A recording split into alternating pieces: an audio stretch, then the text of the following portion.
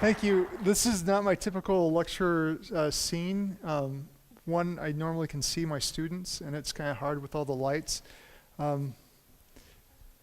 Jen said, I've worked for a lot of big companies. Probably the biggest one that she didn't say was the last company I worked for before I came here, which was IBM. And they, when I worked for them, they've shrunk a little bit, but they had about 500,000 employees when I worked for them. So it was kind of weird to work in such a big company. I'm going to talk a lot about what I did post MBA, right? So that's where I'm going to focus my my career. But we need to understand a little bit of my background. I got my undergrad at BYU, right? So I was trying to find a good image to describe BYU philosophy, and what branch of philosophy would you say this would be? What? Well, is that philosophy or a belief? Well, maybe a belief system. Ethics, right? What can we do? What's the good life? So I went from a fairly, I mean, if you've ever visited BYU campus, it's very clean. I remember my niece was there, and I was trying to be very non-materialistic, and she saw me, but she thought I was a bum, and she was like, "What is a bum doing on BYU campus?" Oh wait, that's my uncle. So a lot of thrift stores and trying to really understand what was important in life. A really great experience. But what do you do with a BA in philosophy? What would you do with a BA in philosophy? Teach. Well, here I am teaching, right? Eventually. I didn't know what to do, so I joined the military. Anybody prior military here? So you can answer this question. What makes the grass grow green? Did you do that during bayonet training? No, we didn't. No? Do you do bayonet training anymore? We did, but it was not real anymore. Not real. But we had to yell this. Blood, blood, bright red blood.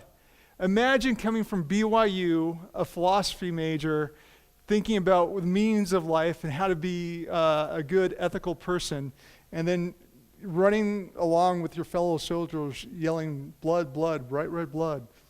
So it was a kind of an adjustment. I was in the military for about 4 years, and then just went actually to Germany, was a government consultant in Germany for a while with my family there, and enjoyed that. And then I decided I needed a MBA. So I went to ASU, and ASU at the time, and probably still, is one of the top MBA schools in supply chain management. They say they're number one. MIT and Michigan State will argue with them. But it was a very good program, a lot of interesting professors. I did that, and these are some of my lessons learned. Networking is really, really important in an MBA school. Also, you need to learn how to play. And sometimes we're playing like this, but most of the time in MBA school, we're doing something like this, especially in Arizona, where it's warm most of the year. And so I made a lot of friends, had a lot of fun. I learned how to be very adaptable.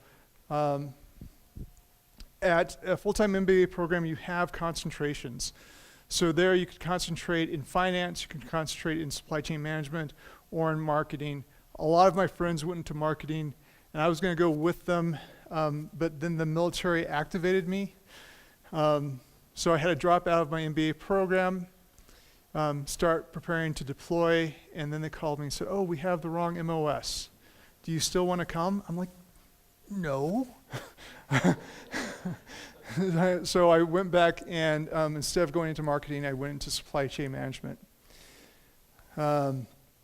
Really, really enjoy the experience. You're only going to do an MBA once, hopefully, and even if it's any master's program. And this is what I recommend right now. If you can, so what I did is I dropped out of the workforce and went full-time. If you can get into a top 10 school, do it. go in debt. But make sure it's a top 10, or if you can't get into a top 10 school, find a company that will pay for it and do an evening or executive program. And the reason why it's worth going in debt for a top 10 is the networking. My cost to go to the MBA program was $60,000 in student debt and another $140,000 in lost earnings, which is quite a lot, right? I developed a good network, but it wasn't a Harvard, Stanford network, and you can tell the difference. And we had people going from my MBA program to internships around the nation, and they had Harvard MBAs at the same internship, and they outperformed them. They just didn't have the network that those guys had. So again, network. And if you're not on LinkedIn, you should get on LinkedIn, even now. And in your classes right now, start networking. Meaning meet people, talk about interests, work on projects with people. Okay, that's my MBA experience. So we've talked about this. Out of my MBA, I worked for Honeywell, and right off the bat, I'm in Honeywell, and I'm their supply chain team lead for an SAP deployment. So SAP is an ERP system, so here's a lot of acronyms for you. SAP was made by a German company, and we're not quite sure what SAP stands for, even if you've been in the industry for a long time. But it is a big ERP system, which is an enterprise resource planning system, and we'll get more into that. Is that Edgar back there? Hey, man. And so it's a big system. One upgrade for that system is cost a company that I worked for about a little over $50 million. So that's just upgrading from like 4.0 to 6. It's very expensive, very time consuming. So I was the Honeywell SAP team lead. Then I went into the Caremark support group for SAP. Then I did some independent consulting and worked for Honeywell again. And this time, instead of working for them in the Phoenix area, I'm working for them in Albuquerque, which is a great city. I love Albuquerque. Then Varian Medical Systems, which is a local company, and they also have a tuition support. So if you can work for Varian, they'll pay for school. I worked for Varian for 4 years as an internal consultant. And then I went from Varian to IBM. And IBM, this is how much I flew in IBM. In 8 months, I went from 0 status with Delta to Diamond. And Diamond status means you get a lot of upgrades and you can go into their club for free, right? So that was a perk. Looking back on it, I would have rather not have flown that much, right? And in fact, right now, if I have a choice between flying to LA and driving, I'd drive, because I'd learned to hate airports. Too many layovers. So when we're talking about supply chain management, this is kind of a good diagram of what's going on in supply chain management. I'm working for a manufacturer, and sometimes they're a manufacturer that supplies to other manufacturers, and sometimes they're going directly to a distributor or to a retailer. And one of our jobs is to make sure that all of these arrows happen in a timely manner. And then we look at efficiency. So these are some of the questions that we ask on a regular basis. Sometimes we have a conflict. Do we want better quality or do we want it cheaper? Hopefully we can do both. Can we make our service better? And the more competitive the world gets, the more we have to do all these things.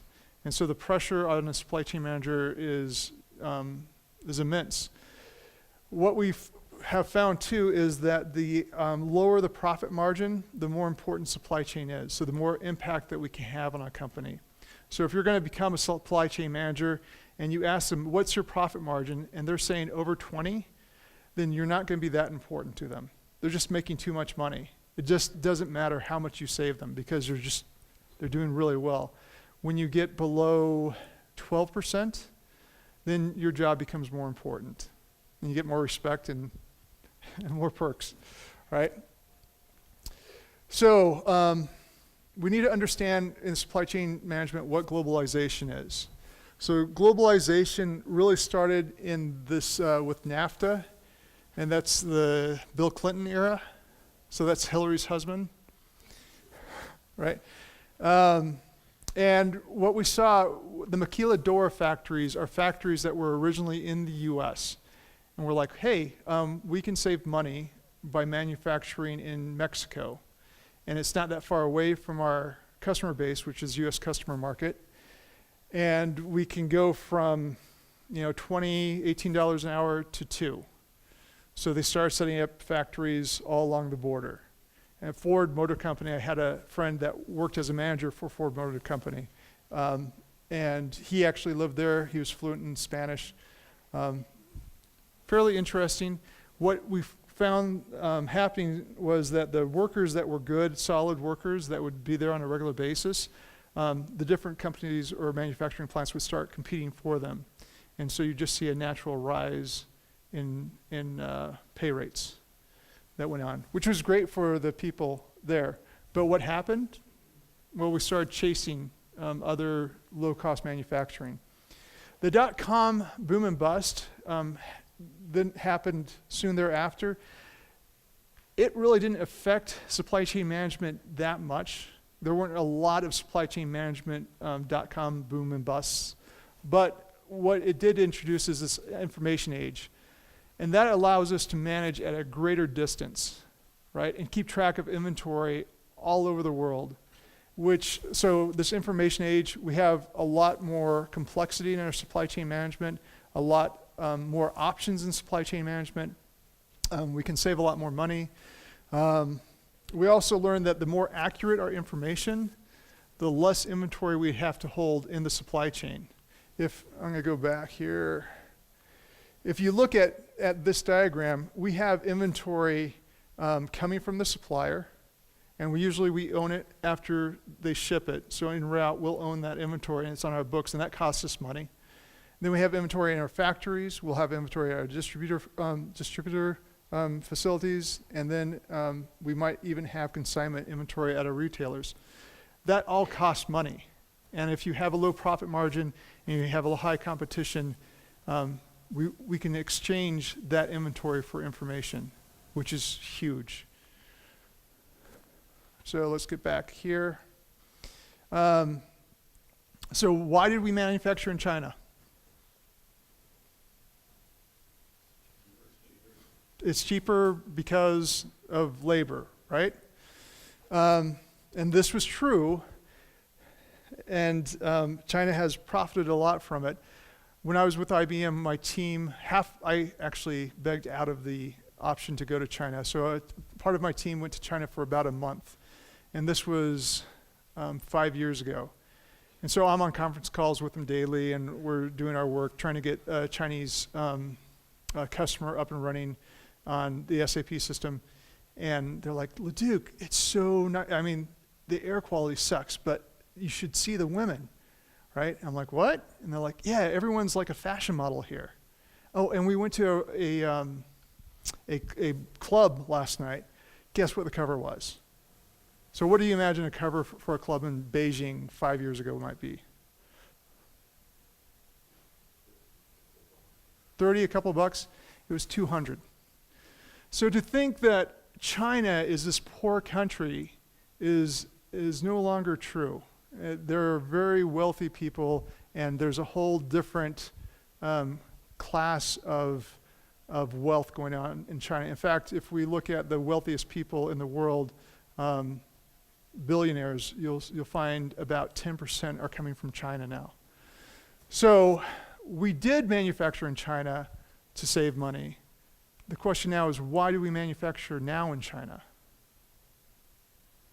Hint, it's no longer to save money.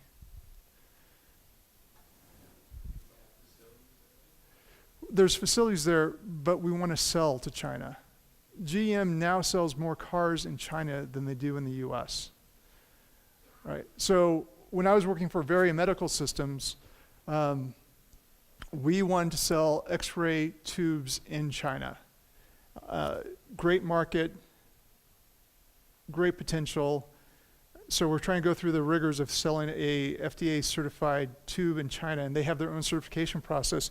GE is already established there. And we just roadblock after roadblock, and then we realized we have to have a manufacturing plant in order for them to allow us to sell in China, right? So we put in a manufacturing plant, and we looked around our company to figure out who's going to go over there to manage this plant. And there was this one guy who had a BA in, I don't even know what it was in, and he was in our docs department. He served a mission in Thailand, so he knew Chinese.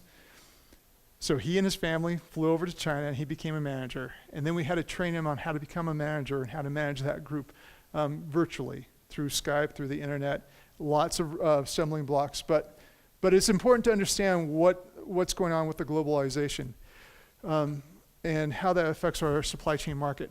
Right now, when we're looking at supply chain trends, we no longer manufacture textiles in China. Does anybody know where textiles are mostly manufactured in the world? Any guesses? India. India is the place. Now, what will happen is we'll have a manufacturer in China that will contract to make our clothes, and they'll subcontract to India, right? Another major manufacturing plants are going up are Vietnam. So those are our two new areas. So we're still chasing that low dollar. The other thing that's happening is we're looking at robotics.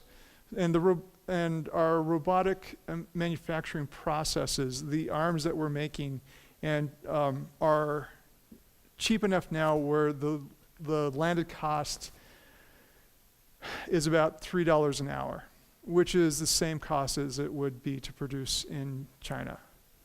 So we should see more and more manufacturing jobs, not necessarily coming home, but actually being, like things will be produced where they'll be consumed. So we'll have local manufacturing wherever the consumer is. Does that make sense? Okay. And that's the use of robotics. So what are the type of jobs that we'll be seeing more in the United States? Because we're great consumers. We consume like no other. Pardon? Service jobs, robotic jobs. In fact, if you're interested in robotics, there's huge grants for students that are interested in robotic manufacturing. And this is another thing that Barbie, my boss, gets mad at me at, and hopefully she won't see this. But the most profitable degrees aren't business or marketing. They are a STEM degree. And if you want to become a manager, what I would recommend is get a STEM degree, work in that field for 2 or 3 years, and then get your MBA. So that way you learn how to manage, and you learn the accounting and all that side, but you have that highly technical degree. All right, so let's get into the ERP system. Traditionally, when I would go into a consulting situation, what we'd find is we'd have all these different departments in an organization. So we have sales, we have engineering, production planning, purchasing, inventory, production, accounting, HR. And they'd all have a special program or programs that would help them do their job. I remember for production planning and inventory or purchasing, they use one of the companies, Honeywell, would use MDITs, and then they'd use something else for inventory management. And then their engineers were using their own CAD programs, and everything was very disjointed. And they'd use Excel sheets to communicate needs back and forth. If you can imagine the error and problems that would happen when we're sending, emailing Excel sheets back and forth, very costly. So when Honeywell implemented SAP, one of the things that they found, well, we'll get into that too. So these are some of the benefits, right? We have integrated business processes. So the process of purchasing and inventory management went from kind of a disjointed type of thing where we might have walls and say, this is your problem, no, that's your problem. We have a more seamless flow of information and more cooperative work space. We have one central database. And actually maintaining data costs money, right? The more data you have, the more servers you need. So there's a lot of money in housing data. And having one central database with no duplicate data saves us money.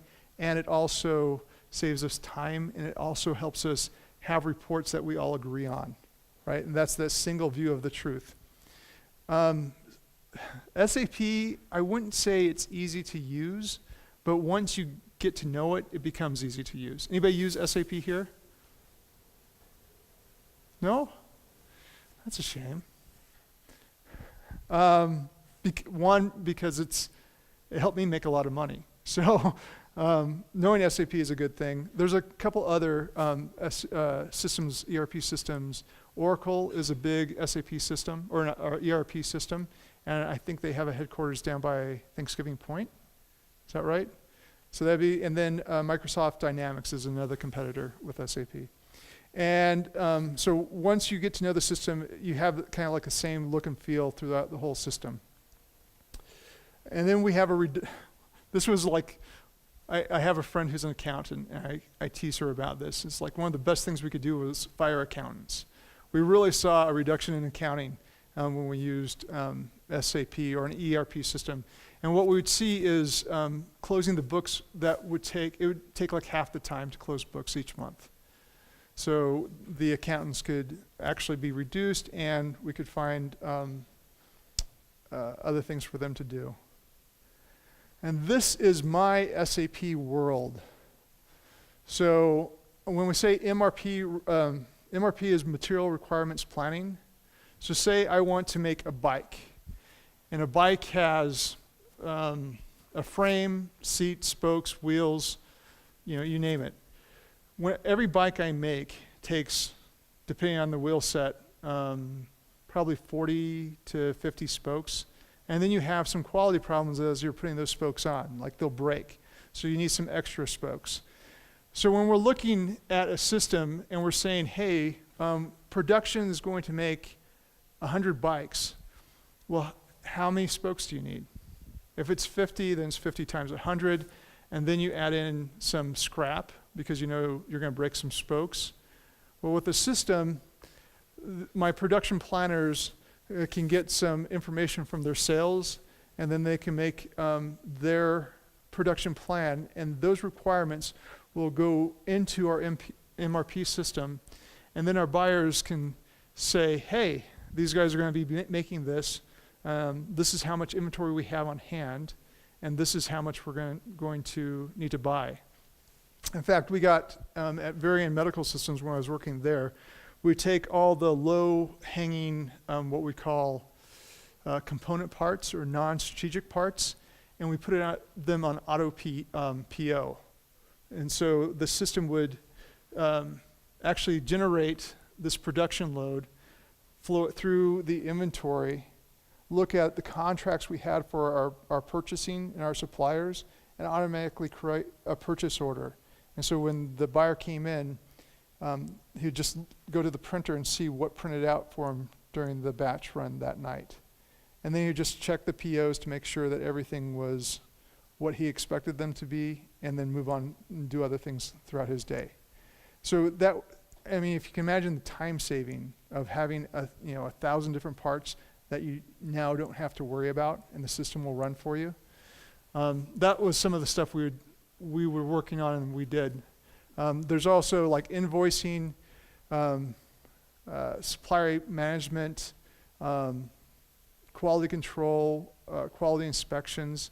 Like when one of the things that would happen is I'd bring in a load of material from a supplier, and when I'm trying to receive that in the system, I'd scan the code on the receipt, and it would tell me how I should inspect this, right? It would say, just pass it on, or break it open and look, or actually take it out and do this before you move it on.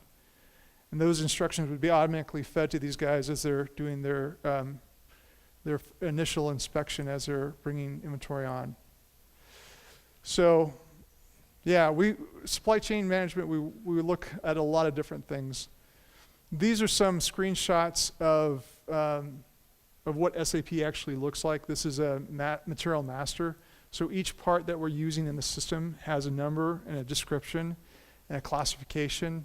And this evaluation class actually says if I bring this in or destroy it, what accounting bucket does it hit?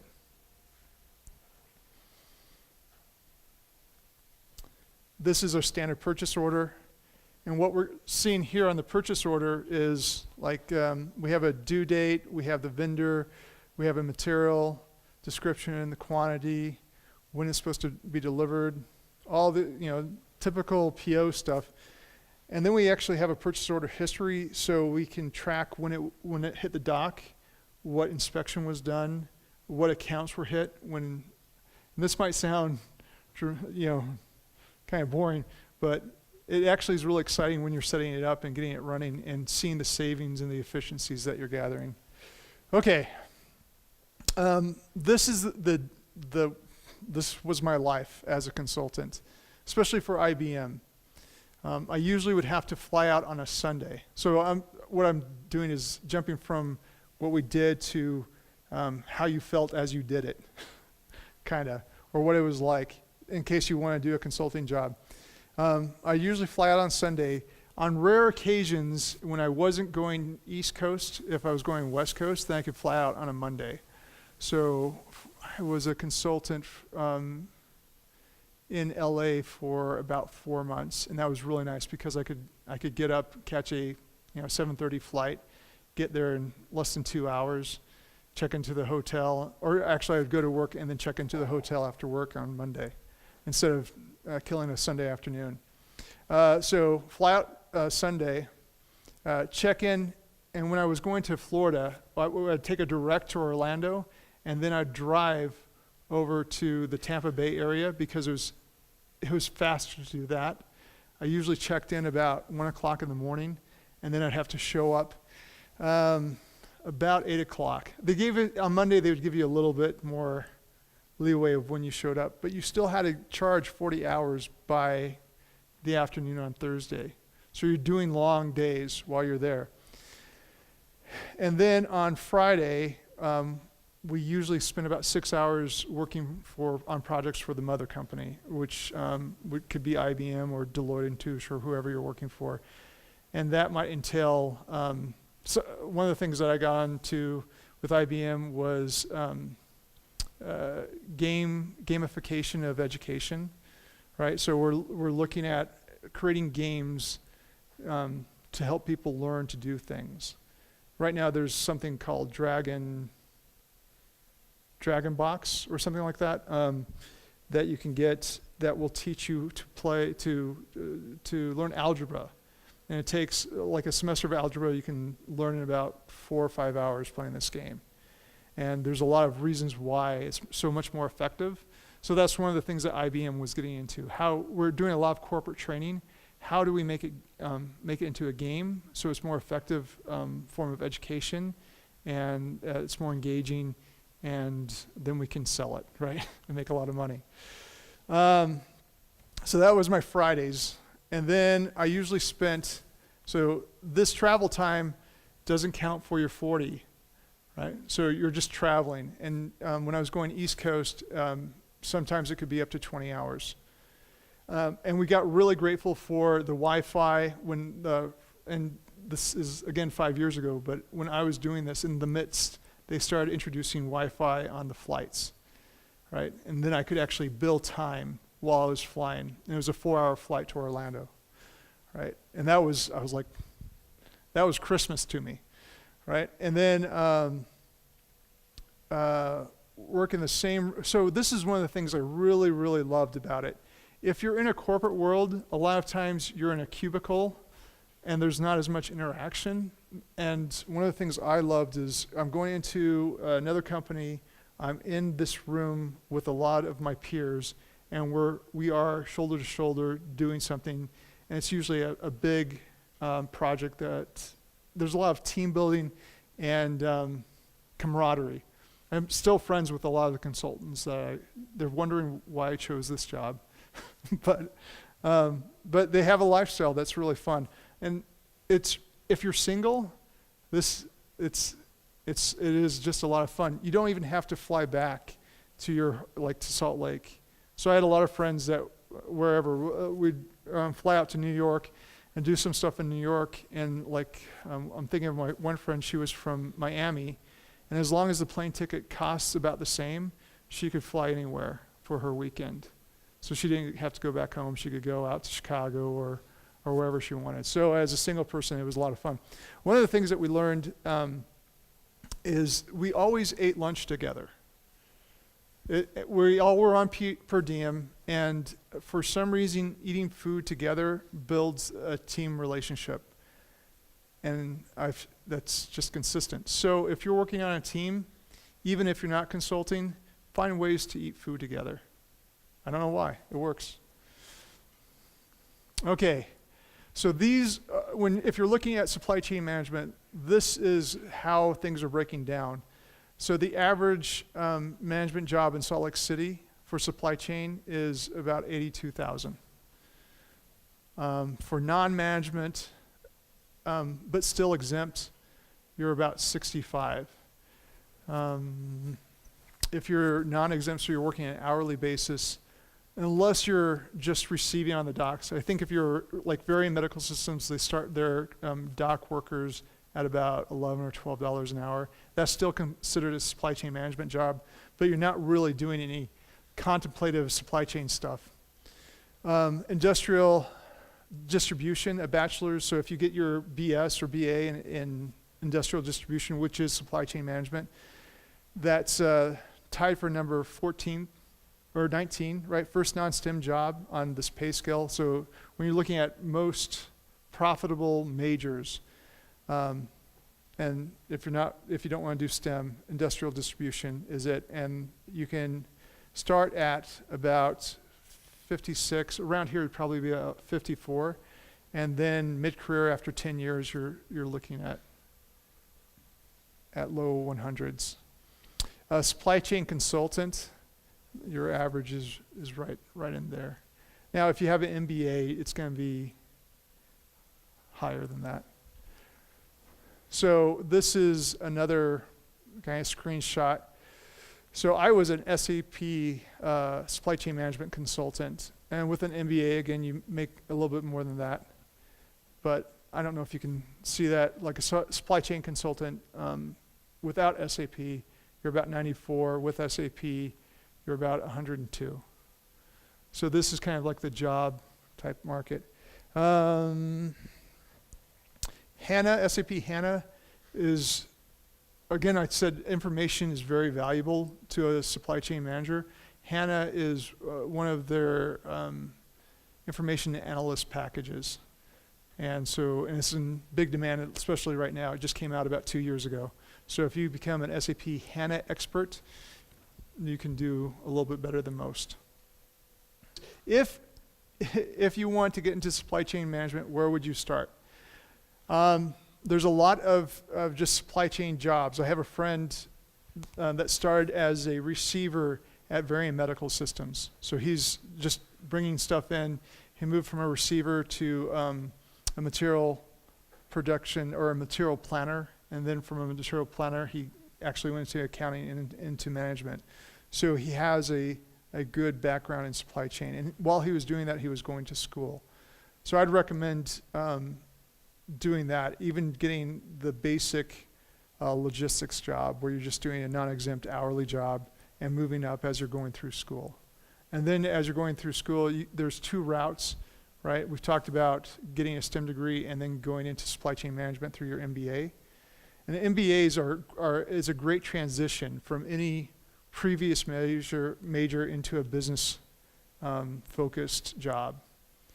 So that's one route. And then there are, like the U has degrees in supply chain management. We had a certificate in supply chain management that wasn't being used or advertised as much. They needed to market it more. So it's not active right now, but we do have our logistics course that we teach here.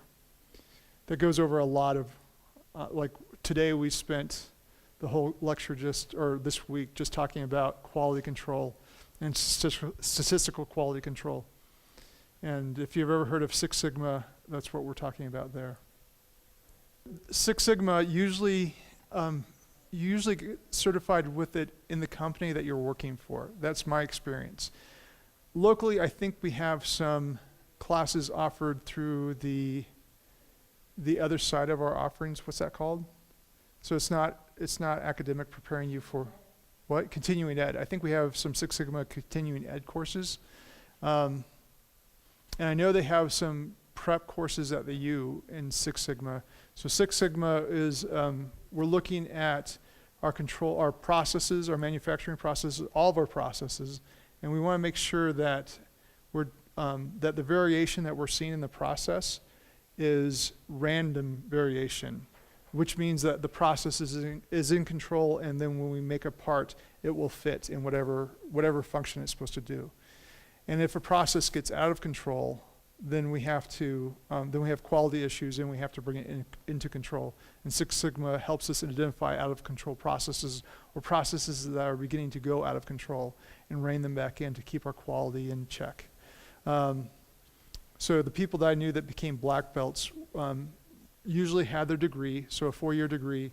They were working as a buyer or a quality manager in a company, a large company, and they would send them through training. At Varian, when I got there was a big problem because they had just, took like 5 of our engineers and managers and made them, got them Six Sigma certified, and then Kennecott came in and hired them all, offered them like 20% more than what they were making at Varian, because it's that much demand. So yeah, they left, never to be rehired. Can I explain a little bit about the pharmaceutical industry and where it's headed and what I experienced there? So I worked at Caremark, which was bought by CVS. So CVS is the kind of like the drugstores you'll see around town. Caremark is a mail order pharmaceutical. And when I was there, we were taking different plants and putting them on SAP and having an automated manufacturing process so that what we were trying to do is keep hands off of inventory. One of the biggest problems we have with inventory is what we call pilferage, and that's another word for theft, employee theft. And in pharmaceuticals, that can be a real problem. So you're trying to develop a process of collecting these drugs in a huge warehouse, putting them in position where they're in almost like these dispenser roles. And so you'd get a prescription that would come in, the system would read it, it would just put the stuff in the bottle and then label it and go all the way down to where you'd have a pharmacist that would take the bottle, open it, or scan it, open it, look in, and then a picture on their screen would give you what the pill description and a visual of the pill. They would verify that it's the pill and then scan it again and put it back on the conveyor. And then it would go on out to be mailed to whoever. And so our big deal was, how do we make that more efficient and more fast? And they were running an amazing amount of prescriptions through an hour. And so you just have pharmacists sitting there doing this all day. And usually they could get about 4 or 5 prescriptions per minute verified and sent out. So we had a government contract, and one of the biggest problems was that at the end of my stay there, they lost the government contract, and they had to close down the plant in Phoenix because of it. And if you have pharmaceutical needs, what they'll do usually is, if it's just a 1-month thing, you'll go to your local CVS or Walmart or whatever, or Costco. If it's more than a month, then it's a lot cheaper for you to get it mailed to you. And that's why the insurance companies will demand that you get a mail order service for your drugs. If you want to go into consulting, the best thing to do is find a niche that you enjoy, that other people find difficult. So if you look around, there's a lot of people who are scared of numbers, right? So we have, is there a name for a fear of math? I don't know. math phobia, something like that. So if you aren't, even if you don't like him, but you understand him and it's not a phobia, do something in that. Go into statistics, right? And then you can do a business analytic person, high demand right now, and then you can do analytical consulting for people.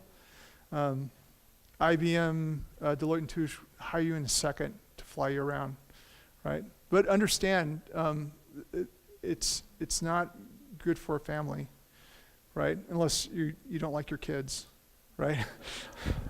But lots of pay, and then once you have your niche and you have the mothership that's helped you develop your relationship with customers. So and like these big companies have a systematic way of interacting with customers, developing contracts, getting the scope of work really solidified. One of the biggest problems with consulting is that you'll come in to do a project and the scope of the project is not well defined, and your understanding of what the customer requirements are and their understanding might be very different. So they help you understand to narrow that scope so everyone knows what they're going to get at the end of the engagement, and then develop those skills, have your niche, get your experience under a big consulting firm, and then you can go out on your own. And the big money is independent consulting. It's like I was working next to an independent consultant. I was making 6 figures, great money. She was making $100 an hour, which is about $200,000 a year. So she was making about $50,000 to $60,000 more than I was, right? So, but then she doesn't have the next job already figured out for her. She has to go find that. But then she networks a lot, so she usually had a job lined up. Networking, guys, so important in business. Welcome.